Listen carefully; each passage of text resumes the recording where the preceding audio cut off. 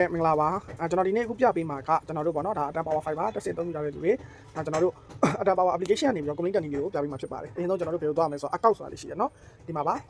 ပြပေးပါမယ်ကျွန်တော်တို့ account နော်ဒီ account ကိုထည့်မယ်ကျွန်တော်တို့ account ကိုနှိပ်ပါပြီးတော့လို့ရှိရင်ကို power fiber တက်တော့ register လုပ်ထားတဲ့ phone number ကိုထည့်ပါကျွန်တော် phone number ကျွန်တော်ထည့်ပါမယ်နော်ပြီးရင်ကျွန်တော်တို့ login ကိုနှိပ်ပါ OTP ချပါမယ် UMS message ထဲမှာ OTP ချပါမယ်နော်အဲဆို OTP ကဒီမှာကြပြီနော်3939ခွန်984 3939ခွန်984 okay တိတ်လိုက်ပြီးတော့ဒါကျွန်တော်တို့ fiber တက်ထားတယ်ဆိုရင်ဒီမှာ Quick Fiber ကိုကျွန်တော်စစ်မယ်ဆိုရင်ကျွန်တော်ဘယ်အရင်ဆုံးကြည့်ရမလဲဆိုတော့ဒီမှာ set question ရှိပါအဲ set question ကိုကျွန်တော်တို့နှိပ်ပါ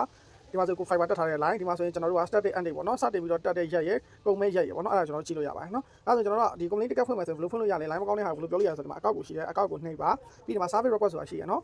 ဒီမှာ service request ကိုနှိပ်ပါဒီမှာကျွန်တော် request ဆိုတဲ့ဒီမှာ button လေးရှိရနော် plus sign နေနော် request service ဆိုတာရှိတယ်အဲ့ဒါလေးကိုနှိပ်ပါပြီးဒီမှာသူကအကုန်ယူပြီးသားဒီဘက်မှာကိုဖြစ်နေတယ်ပေါ့နော် issue ကတဲ့ query ဆိုတာကိုဖြစ်နေတဲ့ဖြစ်ကြောင်းဖြစ်စဉ်ပေါ့နော်ဥပမာဆိုပါကြောင့်ဆိုကြပါတော့ line နေဆိုရင် speed issue ပေါ့ line ပြနေဆိုရင်လုံးဝ